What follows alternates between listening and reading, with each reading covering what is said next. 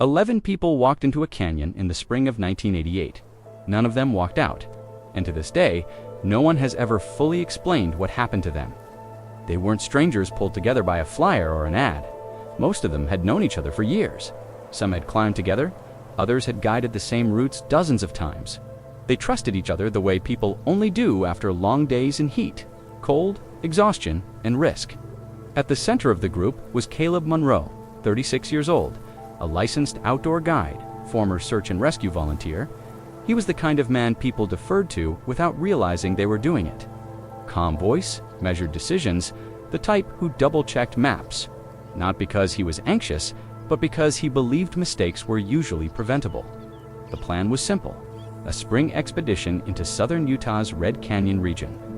A multi-day hike through an area known for narrow sandstone corridors, high ridges, and long stretches without cell reception. The kind of place that demanded experience, not luck. According to the maps, Caleb had older topographic prints he'd used before. The route was public land, challenging but legal, remote but documented. And that, right there, was the first problem. Because what those maps did on show were the changes that had quietly taken place in the early 1980s. Federal land adjustments, restricted parcels, temporary closures that were renewed again and again without much public explanation. In some cases, the only markers were faded warning signs nailed to posts miles from any trailhead. In others, there was nothing at all. Locals in nearby towns noticed the changes more than visitors did. Ranchers talked about livestock that wandered into certain canyons and never came back. Hunters mentioned seeing unfamiliar trucks parked far from any road, gone by morning. A few people claimed they'd spotted armed patrols at night, moving without headlights, without insignia. Most of it sounded like exaggeration, stories people tell when a place starts feeling unfamiliar. But something about those stories would later feel very different. In the days before the hike, the group stopped for supplies in a small Utah town. Over coffee and fuel, a store clerk asked where they were headed. When Caleb mentioned Red Canyon, the man paused longer than expected, said some trails out there didn't exist anymore, said the land wasn't what it used to be. He didn't explain further, just shrugged, rang them up, and wished them luck. They laughed about it later.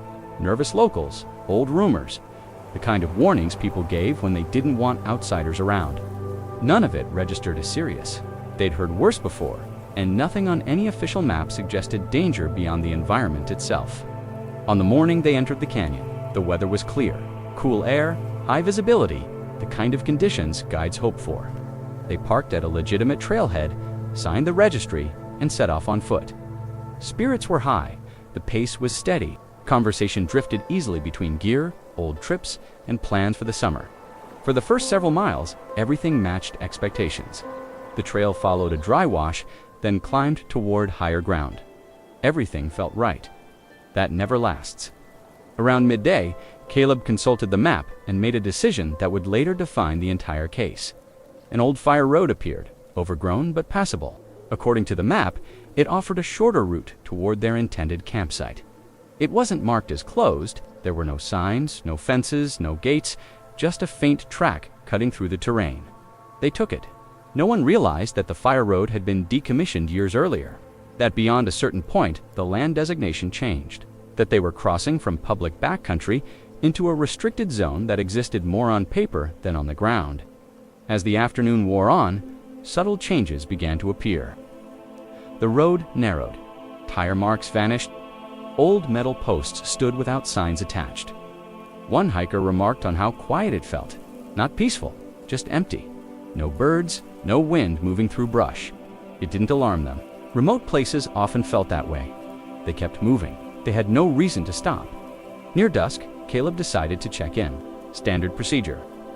He keyed the radio and contacted a ranger outpost listed on his permit paperwork.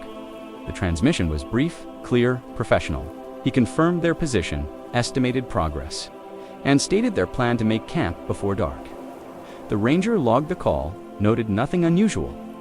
Caleb's voice was relaxed.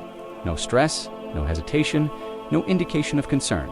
That transmission would become the last confirmed contact any of them would ever make. As daylight faded, the canyon swallowed sound.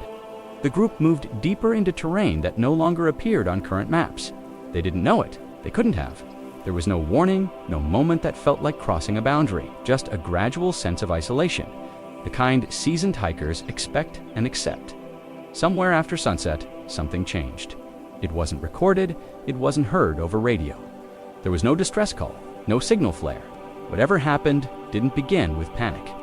Later, analysis would suggest they made camp, that they ate, that they settled in for the night, believing everything was normal. When morning came, no one at the ranger station noticed anything wrong. They weren't overdue yet, search protocols weren't triggered. In remote areas, silence was expected. But the canyon remained silent longer than it should have. By the second day, weather moved in. Wind picked up. Visibility dropped. Still, no one called it in.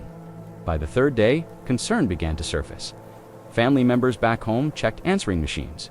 No messages, no updates. Caleb was reliable. He always checked in. At the ranger outpost, someone finally looked back at the logbook. The last transmission.com, ordinary. Nothing that hinted at what was coming. Just 11 people moving through a place they believed they understood. Search and rescue wouldn't be notified until the following morning. By then, the canyon had already done what it does best. It erased evidence, it absorbed sound, it made certainty impossible. Investigators would later say the most unsettling part wasn't the disappearance itself. People go missing in the wilderness. Accidents happen. Weather turns, animals attack. Injuries compound. What unsettled them was the absence of chaos. No broken gear found early. No emergency signals, no signs of a struggle. Just a clean line in a logbook, a normal radio call, and then nothing. As if the group had stepped into a space where normal rules no longer applied. As if crossing that unmarked line had triggered something none of them could see and no one had warned them about. By the time the first search teams prepared to enter Red Canyon, the hikers were already gone, and whatever had taken them was no longer interested in being found. By the third morning, after the hikers were supposed to return, concern stopped being casual and became specific. It wasn't panic yet. It was the quiet kind of worry that settles in when people who always follow their routines suddenly do UNT. Caleb Monroe had a habit of checking in. Even on trips where radio contact was optional, he found a way. Families knew that. Friends knew that. When no messages came through, no answering machines clicked on, and no one showed up at the prearranged pickup point, the silence began to feel deliberate. Something was wrong. Everyone could feel it, but no one wanted to say it out loud yet. Calls went out from Arizona and Nevada to ranger stations in Utah. Names were given, dates, a route. The first responses were polite but non-committal. Red Canyon was remote. Delays happened. Weather slowed progress. People ran late all the time. Someone suggested waiting another day. By the fourth day, waiting no longer felt reasonable. A missing persons report was finally initiated. But even then, the response moved slowly. Jurisdiction immediately became a problem. Parts of Red Canyon fell under state land management. Other sections were overseen by federal agencies. No one seemed eager to take full responsibility. Requests for aircraft had to be approved. Requests for search dogs had to be cleared. Forms were filed. Calls were returned hours later. From the outside, it looked like an operation ramping up. From the inside, it felt like friction. Every decision took longer than it should have. Every request met a boundary no one could clearly explain. When a helicopter was finally authorized, its flight path was restricted. Certain areas were labeled off-limits. No reason was given, just instructions. Pilots followed them, and the families watched and waited and felt the ground shifting beneath them. Search teams moved on foot along the hikers' intended route. They found what they expected to find at first: boot prints, trail markers, signs of normal passage. Then, abruptly, those signs ended. Prints that should have continued simply stopped, as if the group had vanished mid. There were no signs of scrambling, no slide marks, no evidence of a fall or sudden change in direction. Experienced searchers noticed it immediately. People don't disappear cleanly in the wilderness. They leave traces. Even careful hikers leave something behind. This group left almost nothing. That fact alone changed everything. On the sixth day, the first real piece of evidence surfaced. A volunteer spotted fabric caught on low brush nearly 2 miles off the mapped route. It was a backpack, torn but not shredded. The damage wasn't consistent with animals. No claw marks, no bite patterns, just a single rip, as if someone had yanked it hard. The pack belonged to Lena Hartwell. Inside were items that made no sense to leave behind. Her wallet, a folded map, snacks still sealed, a small notebook. Nothing was missing. Nothing was bloodstained. There was no sign of a struggle in the surrounding area. No footprints leading away, no drag marks, just the backpack placed in a way that felt almost intentional. When word reached the families, the tone of the operation changed. This wasn't a delay. This wasn't weather. Something had gone wrong. Search efforts expanded, but with limits that grew harder to justify. Dog handlers were told certain zones were unavailable due to terrain concerns. Ground teams were redirected away from areas that seemed to them the most logical places to search. Questions were asked. Answers were vague. The people running this search knew something. That much was becoming clear. As more ground was covered, more inconsistencies appeared. Campfire rings were found, cold, undisturbed, perfectly intact, as if the fires had been put out carefully. Cooking gear sat neatly arranged. Tents were gone, but not torn or abandoned. They were simply missing. 2 handheld radios were recovered days apart. Both had been smashed, not dropped, not crushed, under rocks. The casings were broken deliberately. Antennas snapped cleanly, batteries removed. The damage was precise, controlled, and impossible to explain as an accident. One searcher noted that if a hiker fell or panicked, a radio might break. It wouldn't be dismantled. The most disturbing find came from a narrow ravine late in the second week. A small journal, damp but legible. It belonged to Evan Pike, one of the younger members of the group. His entries were methodical, whether notes, distances, minor observations. Then halfway down a page, the writing stopped midline. The last words referenced men on the ridge. There was no elaboration, no description, no fear expressed outright, just a mention, as if it were something Evan expected to return to later. Something that, in his mind, hadn't yet become dangerous. Investigators read and reread that line. Men on the ridge, not figures, not shadows, men. From that point forward, the search was no longer framed as rescue, at least not privately. Conversations shifted. Rangers spoke more carefully. Law enforcement began attending briefings. The possibility of human involvement moved from unthinkable to unavoidable. Still, there were no suspects, no witnesses, no reports of gunshots, no signs of struggle on a scale that matched 11 people. It was as if the group had been intercepted, contained, and erased without chaos. Families were told little updates came slowly and said less than they should have. Some parents drove to Utah themselves, desperate to see the area, only to be turned away from certain access points. They were told it was unsafe, that conditions were unstable, that it wasn't personal. But it felt personal. It felt very personal. Days turned into weeks. The terrain yielded fragments, not answers. A boot here, a torn strap there. Enough to confirm presence, not enough to explain absence. Searchers began to talk among themselves about how quiet the canyon felt, about how directions didn't always line up with maps, about how certain questions were better left unasked if they wanted to keep working. Officially, the case remained open. Unofficially, momentum slowed. Resources were pulled. Attention shifted elsewhere. The wilderness had not given up its dead, and without bodies, conclusions stayed just out of reach. What remained was a growing sense of dread. Not fear of the unknown wilderness, but fear of something deliberate, organized, controlled. 11 experienced hikers didn't simply vanish. Not without noise, not without mistakes, not without leaving behind more than a few scattered belongings. Whatever had happened in Red Canyon hadn't unfolded in panic. It had unfolded with order.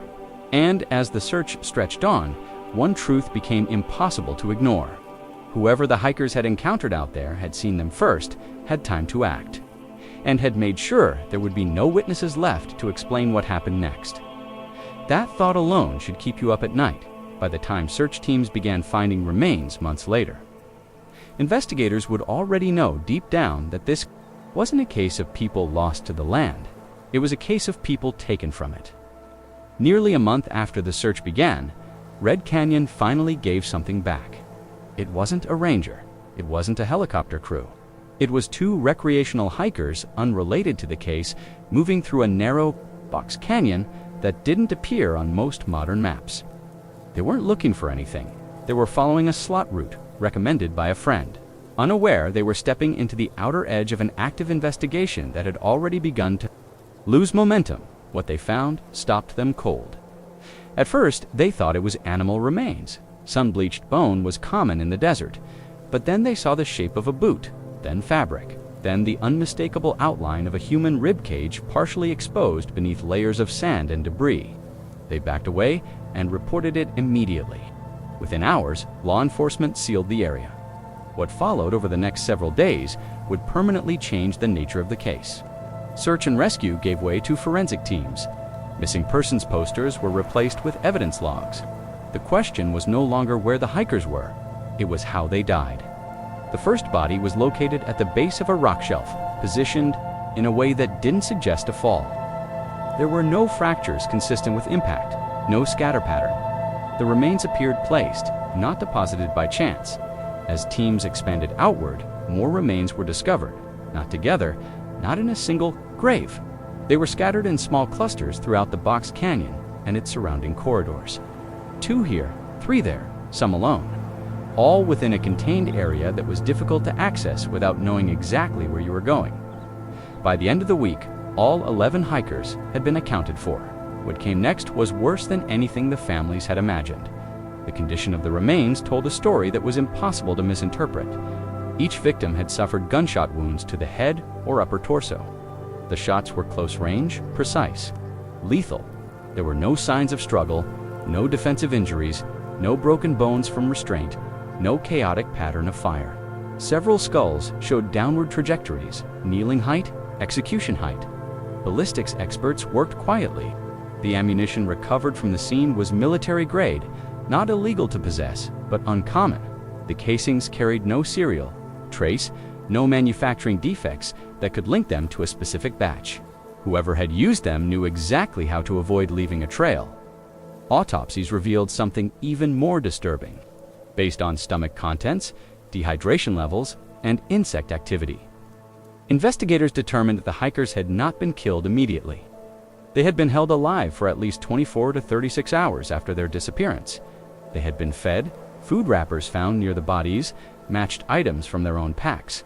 Some wrists showed signs of binding, not rope burns deep enough to break skin, but enough to leave impressions on bone. Fibers recovered from several skulls were consistent with blindfold material. This wasn't a confrontation gone wrong. It wasn't a robbery. It wasn't a random act of violence. It was detention, planned, controlled, and carried out without a single mistake. The realization hit investigators hard. 11 people had been intercepted, restrained, and controlled in terrain so remote that no one heard them. No one stumbled across them. Number 4. One interrupted the process. The canyon had been quiet because it was meant to be. As details leaked to families, grief shifted into something sharper. Confusion, anger, the kind of pain that demands explanation.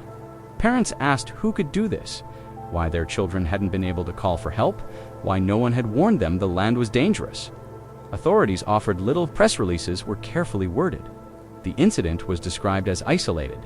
There was no immediate threat to the public. No suspects were named, no motive suggested. Large portions of the forensic report were sealed. Entire sections were redacted before families ever saw them. When asked why, officials cited ongoing investigative considerations. The problem was that the investigation didn't feel ongoing. Search zones were quietly scaled back. Media access was restricted. Certain locations within the canyon were declared off-limits due to environmental instability. Families were discouraged from visiting the recovery sites. Memorial requests were deferred indefinitely, and with every closed door, every unanswered call, the families began to understand that the people in charge knew far more than they were saying. Behind closed doors, investigators struggled with the same questions the public wasn't allowed to ask. Who had the authority to operate armed in a restricted zone without identification? Who had the training to control 11 adults without resistance? Who had the confidence to execute them and disappear without leaving a trace? Local suspects were non-existent. There were no known criminal groups operating in the area, no history of similar violence, no reports of missing weapons, no intercepted communications. The idea of a random killer didn't hold up. Neither did the idea of a spontaneous crime. Everything about the scene pointed to planning, familiarity with the terrain, knowledge of response times, confidence that no one would interfere. Families began to sense that something was being withheld. Meetings ended with vague reassurances. Phone calls went unanswered. Requests for full autopsy details were delayed or denied. One father asked a question that no one could answer honestly. How could 11 people be killed execution style on public land without anyone noticing? No one had a response. Not one person in that room could look him in the eye and answer that question. In the weeks that followed, the case drifted into an uncomfortable limbo. Officially, it was solved in the sense that the missing were found. Unofficially, it was a dead end. No arrests, no suspects, no theories shared beyond speculation. The canyon, meanwhile, remained partially closed. Access points were monitored. Trail maps were quietly updated. Old fire roads were erased from public records. To the families, it felt like the land itself was being rewritten. What haunted investigators most wasn't the brutality, it was the restraint. Whoever carried out the killings didn't act out of fear or rage. They acted with discipline, with procedure, as if following an order rather than committing a crime. That implication lingered in every unanswered question, because if this wasn't the act of criminals, then it meant something far more disturbing. It meant the hikers hadn't died because they were unlucky. They had died because they crossed into a place where they weren't supposed to exist. As the case faded from headlines, one truth remained impossible to ignore. The canyon had not revealed everything it knew. It had only released what it could no longer hide. And somewhere beyond the sealed files and restricted zones, the people responsible were still out there, carrying the certainty that they had gotten away with it. By the end of 1989, the Red Canyon case had slipped into a kind of institutional silence. It was still technically open, still assigned a number, still mentioned in briefings when someone remembered to bring it up, but nothing moved. Files stayed where they were. Evidence sat boxed and cataloged. No new task forces were formed. Fresh resources were allocated. It was as if the case had been gently placed on a shelf and left there, not officially abandoned, just quietly ignored. And for the families, that silence was its own kind of cruelty. For the families, time stretched, painfully. Grief didn't resolve itself, it hardened. Each unanswered question became heavier than the last. They wrote letters, they made calls, they showed up at offices only to be told the investigation was ongoing, even as months passed without updates. Eventually, some stopped asking. Others never did. Between 1989 and 1993, the few leads that surfaced had a way of collapsing almost as soon as they appeared. A pair of hikers claimed they had seen unfamiliar men near the canyon weeks before. The murders then later said they must have been mistaken. A rancher reported hearing gunshots late at night during the search period, then retracted the statement after a follow-up visit from federal officials. Every thread unraveled the moment it was pulled. One early theory focused on a local survivalist group that trained in remote areas. Their land bordered parts of the canyon system. They owned firearms. They fit, at least superficially, the profile people wanted to believe. Investigators interviewed members, executed warrants, combed through property. Nothing connected them to the hikers. No matching ammunition, no motive. They were quietly cleared, and the attention evaporated as quickly as it had arrived. Another, rumors centered on a fringe religious sect said to operate in the desert, living off-grid and distrustful of outsiders. By the time authorities looked into it, the group had dissolved, members scattered, records thin. Nothing tangible remained to pursue. Each dead end added to a growing sense that the case wasn't failing because of lack of effort. It was failing because of resistance. One man felt that more acutely than anyone else. Detective Thomas Crow had been assigned to the case early on, initially as a supporting investigator. He wasn't a loud presence. He didn't grandstand or leak information. He worked methodically, quietly, and with a level of persistence that made people uncomfortable. While others rotated off the case or accepted its stagnation, Crow stayed. He began noticing things that didn't sit right. Federal land use files tied to Red Canyon arrived heavily redacted, far more than similar documents he'd seen in other cases. Entire sections were blacked out with no explanation beyond generic security language. Requests for clarification were returned unanswered or bounced between departments. Ranger patrol logs raised more questions. Certain days showed overlapping patrols that shouldn't have occurred. Other days, patrols were logged in areas that, according to official maps, didn't exist. A handful of rangers who had been active in the canyon during 1988 were suddenly gone. Transferred, retired early. One left law enforcement entirely. When Crow tried to interview them, he met polite refusals. Some claimed they didn't remember details. Others said they weren't comfortable discussing the case anymore. A few simply never returned his calls. Colleagues advised him to let it go. The case was cold, the victims were gone. Pushing too hard wouldn't bring them back, but Crow couldn't shake the feeling that the silence was intentional, that someone somewhere was counting on time to do what intimidation couldn't. The first real crack came from someone entirely outside law enforcement. In early 1992, Crow received a message from a man named Miles Arden. Arden had been a contract surveyor in the late 1980s, hired intermittently by federal agencies to map terrain in remote areas. He claimed he'd worked in Red Canyon around the same time the hikers disappeared. At first, Crow assumed it would lead nowhere. People came forward with stories all the time. Most were wrong. Some were looking for attention. But Arden's message was different. It was restrained, specific. He didn't claim to know what happened to the hikers. He said only that something he'd seen years earlier had started bothering him. Again, that single detail made Crow pick up the phone. They met quietly. Arden was careful with his words. He described encountering a group of armed men while conducting surveys in the canyon. Not military, not law enforcement, at least not in any recognizable form. No insignia, no name tags, just weapons, radios, and a clear sense of authority. They told him to leave the area, didn't threaten him, didn't explain themselves, just made it clear that he wasn't supposed to be there. Arden complied. He filed a report with his contracting agency. The report went nowhere. He was reassigned. Shortly after, at the time, he accepted it. Contractors didn't ask questions. They didn't get answers anyway. But after the hikers were found dead, the memory took on a different weight. Crow listened, took notes, asked careful questions. Arden didn't exaggerate. He admitted what he didn't know. He didn't name names.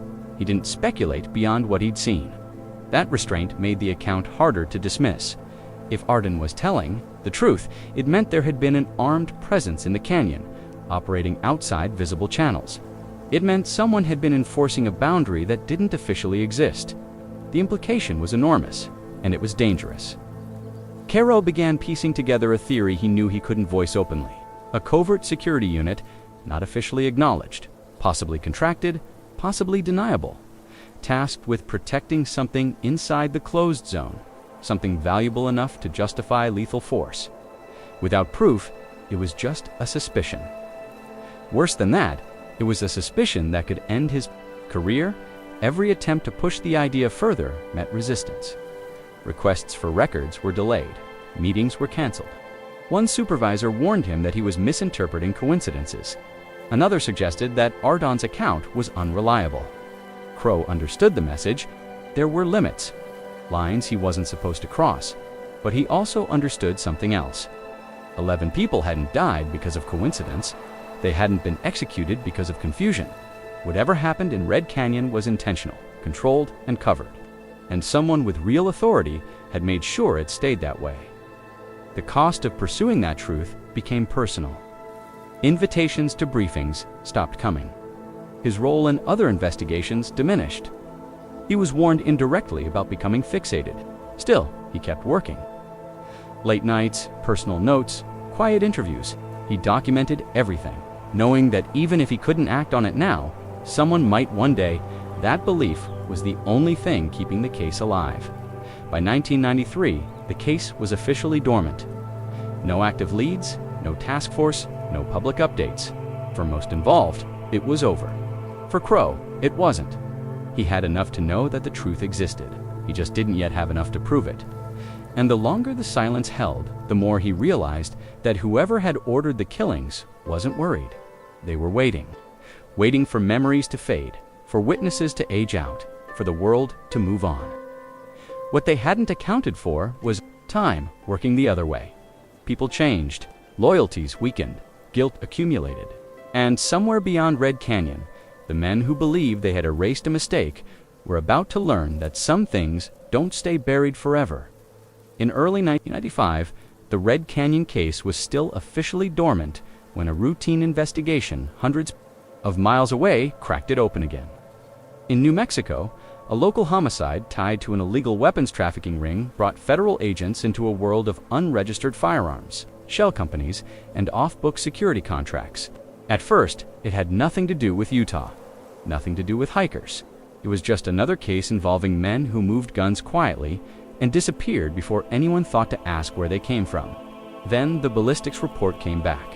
One of the shell casings recovered at the New Mexico crime scene matched markings logged years earlier in Red Canyon. Same manufacturing run, same microscopic tool marks. Ammunition that had never been traced because no one had known where to look until now. The connection was thin but undeniable. Two crime scenes 7 years apart, linked by the same type of untraceable military rounds. The odds of coincidence were negligible. When the information reached investigators familiar with the Utah case, it landed with the weight of confirmation rather than surprise. For Detective Thomas Crow, it was the first time the theory he'd carried alone for years felt tangible. This wasn't speculation anymore, it was evidence. Federal agencies began coordinating quietly. Not task forces, not public announcements, just a tightening circle of people who suddenly understood that Red Canyon hadn't been an anomaly, been part of a larger system that had outlived its original purpose. And now, for the first time, that system had left a thread someone could actually pull. The trail led to a private security firm that no longer officially existed. On paper, it had dissolved in the early 1990s. In reality, it had simply fragmented. Multiple shell names, temporary contracts, short-term consulting arrangements that left no permanent footprint. During the late Cold War, it had been used unofficially to guard sensitive federal projects that couldn't attract attention, the kind of work that thrived in ambiguity. Former operatives were hard to find. Many had moved on. Some had died. A few were still active in adjacent industries. When approached, most declined to speak until immunity was offered. That changed everything. Testimony came slowly and never all at once. Each account filled in a piece of a structure that had been deliberately designed to look incomplete. The firm had operated in remote locations. They used their own communications. They wore no insignia. They answered to field commanders rather than traditional chains of command. Their purpose wasn't enforcement, it was containment, and they were very, very good at it. One name surfaced again and again: Gordon Hale. Hale had never been listed as an employee. He wasn't on payrolls or official rosters, but multiple operatives identified him as a field commander. The man who made decisions when circumstances fell outside written instructions. Known for what former colleagues called zero-leak enforcement, problems were handled quickly, quietly, permanently if necessary. He wasn't the kind of man who left loose ends, and 11 hikers from Arizona and Nevada were about to become exactly that. According to testimony, the Red Canyon unit had been assigned to protect a closed zone containing sensitive infrastructure tied to legacy federal projects. By the late 1980s, the original purpose of the site had faded, but the security posture remained. No one had formally shut it down, and no one wanted to explain why it had existed in the first place. When the 11 hikers entered the zone, the unit noticed immediately movement in an area that was supposed to be empty. Radio transmissions logged at a ranger outpost that didn't align with the security team's expectations. 2 men trained to interpret unknown presence as threat. The hikers didn't look like tourists, they looked like reconnaissance. The decision to intercept them wasn't made in panic. It was procedural. Detain, identify, assess. The unit had done it before with surveyors, contractors, and lost hunters. Most encounters ended with warnings. This one didn't. Testimony revealed that the hikers were detained without resistance. They trusted authority. They assumed they were being questioned by legitimate officials. Their radios were destroyed immediately, their hands restrained. They were moved off established routes into terrain the unit controlled completely, and from that moment, their fate was already being decided. Interrogation followed. Names, affiliations, purpose. The hikers had no answers that satisfied men already convinced they were lying. The longer the questioning went on, the more the situation hardened. According to multiple accounts, the final decision came from Hale. He believed the hikers had seen too much, that even releasing them risked exposure, not just of the site, but of the unit itself. There would be no report, no paperwork, no official acknowledgement. The order was given. The killings were carried out the same way the unit handled everything else. Controlled, efficient, no unnecessary violence, no emotion. Just a task completed in sequence. Afterward, the bodies were distributed in a way that avoided immediate discovery, but ensured they wouldn't all be found together. Equipment was removed selectively. Anything traceable was destroyed. The site was cleaned with the expectation that search efforts would be delayed, restricted, and ultimately inconclusive. For years, that expectation held, but by 1995, the system that had protected them was breaking down. Cold War secrecy no longer carried the same weight. Budgets changed, priorities shifted, people retired, and some of the men involved began to worry that silence no longer guaranteed safety. When immunity deals were offered, the wall cracked. In early 1996, sealed indictments were prepared. Names were included that the public would never hear. Charges were specific and narrow: conspiracy, illegal detention, homicide. The language avoided anything that would require broader explanation. Arrests were made quietly. Early mornings, unmarked vehicles, no press, no announcements. Defendants were moved through federal courts under tight restrictions. Plea agreements followed. Sentences were long, but negotiated. Cooperation was rewarded. There was no trial that laid everything bare. No courtroom moment where the full story was told start to finish. That too was intentional. Families were notified in fragments, told that arrests had been made, that responsibility had been established, that further details were classified. Some were given confirmation of what they already suspected. Others were left with legal summaries that felt hollow. The case was officially closed in late 1996. On paper, justice had been served. In reality, the truth remained compartmentalized, files sealed, testimony restricted, records buried beneath legal language designed to satisfy accountability without inviting scrutiny. For Detective Crow, the resolution brought no relief. He had been right, but being right came at a cost. The full story would never be public. The men responsible would never be known outside a narrow circle. The institution that allowed it to happen would never face consequences. What remained was certainty. The hikers hadn't been lost. They hadn't been victims of random violence. They had been eliminated because they crossed into a space guarded by men who were never supposed to exist. And as the legal process concluded behind closed doors, one question lingered, unanswered and unacknowledged. If this unit had operated for years without oversight, how many other lines existed on maps that no one could see? The case was solved, but the silence surrounding it made one thing clear. Some truths are only allowed to surface when they can, be buried again just as quickly. By late 1996, the Red Canyon case was no longer active. On paper, it was resolved. The language used in the final filings was precise and restrained, stripped of emotion and context. Several individuals had accepted plea agreements. Federal sentences were imposed quietly, without spectacle. No public accounting followed, no press conference, no acknowledgement that a mistake had been made, or that the public had ever been at risk. For the institutions involved, the matter was closed. For the families, it never was. They were informed through letters and short phone calls that arrests had occurred and responsibility had been established. Details were limited, names were withheld, motives were summarized in neutral terms that felt completely disconnected from the reality of what had happened to their loved ones.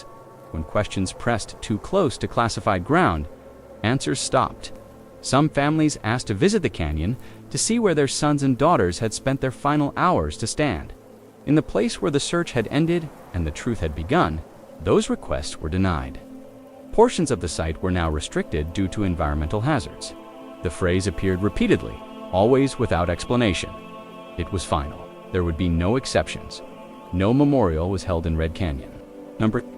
Marker placed. The land was treated as if the deaths had been an unfortunate footnote rather than a deliberate act. Official maps removed the old fire road entirely. Trail designations changed. What had once been an accessible route became, in effect, a blank space. Time moved on for everyone else. News cycles shifted. The story faded from public awareness, but for the families, time behaved differently. It didn't soften the edges. It sharpened them. Parents replayed the last conversations they'd had with their children. Ordinary exchanges, talk of weather, plans for when they'd be back, no fear, no warning.